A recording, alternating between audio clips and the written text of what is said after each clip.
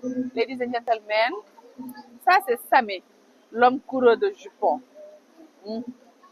Am na environ 6 gel, 3 plans, même quelques mères yoo xamante ne voilà mu ngi leen di defal bagage de temps à autre fii de la réew mi toll. Voilà.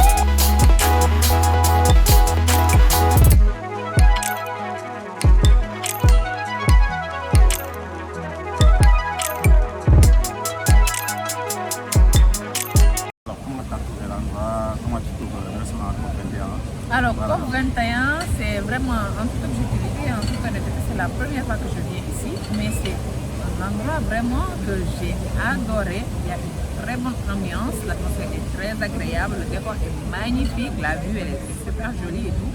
Et la nourriture, elle est délicieuse, elle est carrément épopieuse.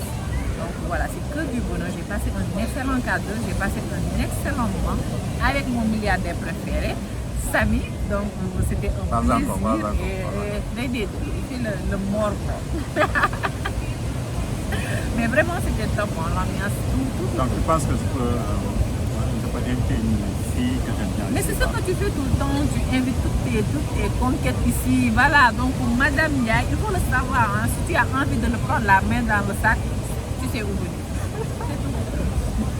Donc moi j'ai trouvé le restaurant incroyable, vraiment. Il y a une belle vue déjà. Déjà moi je viendrai ici, ne serait-ce que pour la vue. Vraiment, j'ai adoré la vue. Voilà. La vue elle est incroyable. D'ailleurs, je vais faire une petite vidéo de la vue. Vous allez vraiment aimer ça. En outre, j'ai aussi aimé la bouffe. Elle était super bonne. Vraiment, il y avait des portions. Vraiment, là, tu bien manges. Garni, hein. Voilà, c'était bien garni. Tu manges, tu sais que tu as mangé. Les Nioben. Vous avez du travail. Donc voilà, en tout cas, moi je vous conseille de venir ici. C'est un super restaurant. Et voilà, donc vous n'allez pas être ici, c'est clair. Alors, on parlait de quoi déjà? On parlait des rapports hommes-femmes. Tu me disais que, bon, je t'avais posé la question, c'est... Non, boule qui vient ignorer, on pose directement cette question. Ok, bon, la question c'est, tu préfères un homme riche et moche ou bien un homme pauvre mais beau? C'est pas une question ça. Si tu m'avais demandé est-ce que je préfère un homme dont je suis amoureuse mais qui est pauvre et un homme qui est peut-être voilà, qui est riche mais dont je n'ai pas de sentiment à son égard. Okay. Là, il peut être une question quand tu as une question de beauté, déjà la beauté elle est subjective, elle est relative. Donc, et comme on dit en Wolof, tar beau c'est beau.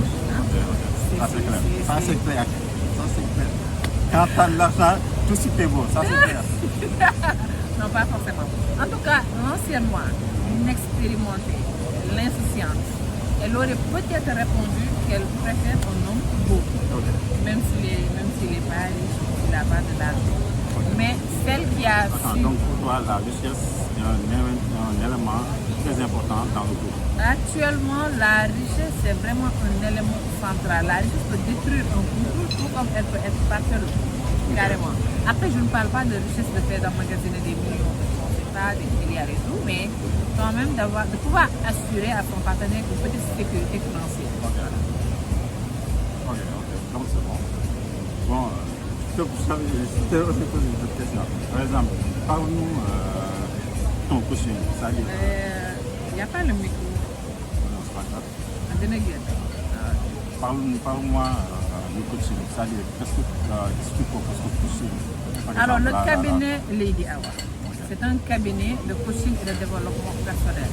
Comprenez par là qu'il s'agit d'un cabinet qui permet aux individus, à la base, le cabinet était essentiellement centré sur les femmes, mais avec le temps et après quelques sollicitations, nous avons décidé d'intégrer tous les sexes sont faits, masculin, féminin, voilà. Les hommes aussi. Donc, tu peux avoir des clients hommes comme femmes? Oui, actuellement, j'ai parfois des clients hommes et j'ai également une clientèle féminine, très large particulièrement. Mais bon, le cabinet, c'est un cabinet de développement personnel. C'est-à-dire que le cabinet nous permet de... Vous serez mis en relation avec des professionnels qui vous permettront de vous départir de vos mauvais comportements, de vos activités toxiques, de vous départir de tout ce qui ne vous honore pas. Ça a des attitudes toxiques, hommes comme femmes. Hommes comme femmes, okay. Effectivement, parce que vous savez, tout le temps on dit non, c'est les autres, le problème c'est les autres. Voilà. Mais si tout le monde essaie d'inclure une catégorie, les autres, en fin de compte, qui sont ces gens qui composent ces autres? C'est juste nous dans nous. Okay. Mais parfois nous avons des comportements vraiment dont nous ne sommes pas forcément conscients et qui nous détruisent et détruisent également les personnes avec lesquelles nous sommes mis en relation. Okay. Nous allons essayer dans le cabinet de retirer ces éléments, de permettre à la personne de devenir la meilleure version d'elle-même, que ce soit sur le plan physique, moral, mental, émotionnel, psychologique, voilà. Parce que quand une personne est bien dans sa peau, elle est forcément avec les autres. Comme on dit, l'harmonie intérieure entraîne l'harmonie avec l'univers. Ah, c'est cool ça, c'est super fort ça. C'est exactement le but du cabinet, le cabinet l'idéal. Okay. Quelles sont les perspectives d'avenir pour le cabinet? C'est de créer un environnement où chaque personne pourra se sentir bien. Ça peut être un environnement immédiat, c'est-à-dire les personnes qui nous entourent, proches, nos partenaires, la famille. Ça peut être un environnement beaucoup plus large.